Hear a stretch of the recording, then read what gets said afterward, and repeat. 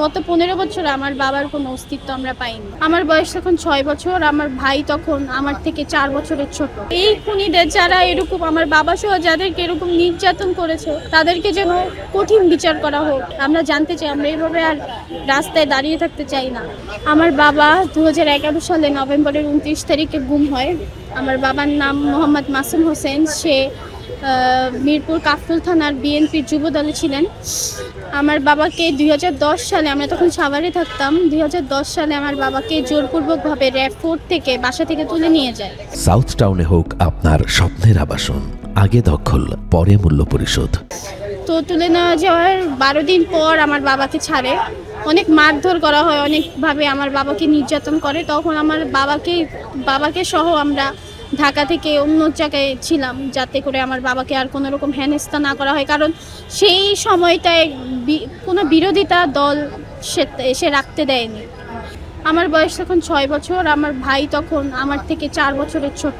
আমার বাবাকে মূলত আমরা তো সবাই এখন এটা তো ক্লিয়ার যে আগে তো আমরা কোনো কিছু বলতে পারিনি মিডিয়ার সামনে বা কোনো কিছু, আমাদেরকে এগুলো নিয়ে বিভিন্ন ধরনের হেনস্থার শিকার করেছে। এখন আমরা গত জুলাই যে আমরা 1 বছর আগে দেখেছি যে সবাই যে দাবির জন্য বের হয়েছিল, সেই কারণে সবার জনসমক্ষেই তো তাদেরকে গুলি করা হয়, মেরে ফেলা হয়।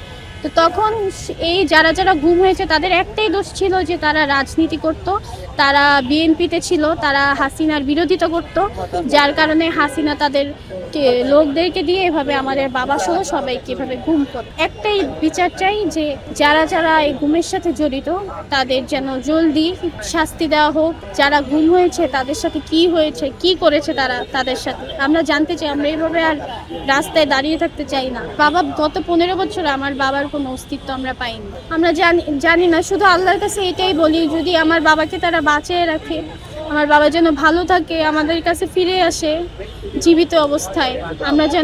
আমরা এইটাই চাই। আর আমরা চাই যেন এই খুনিদের যারা এরকম আমার বাবা সহ যাদেরকে এরকম নির্যাতন করেছে তাদেরকে যেন কঠিন বিচার করা হোক। কারণ এরকম একটা স্বাধীন দেশে এভাবে গুম করা মানুষের একটা, পুলিশে ধরে নিয়ে গেলে হয়তো আমরা থানায় গিয়ে আমার বাবাকে দেখতে পারতাম, কিন্তু এমন একটা অবস্থায় তারা গুম করে কোথায় রেখেছে আমরা কিন্তু জানতে পারি না, এখনো দেখিই নাই।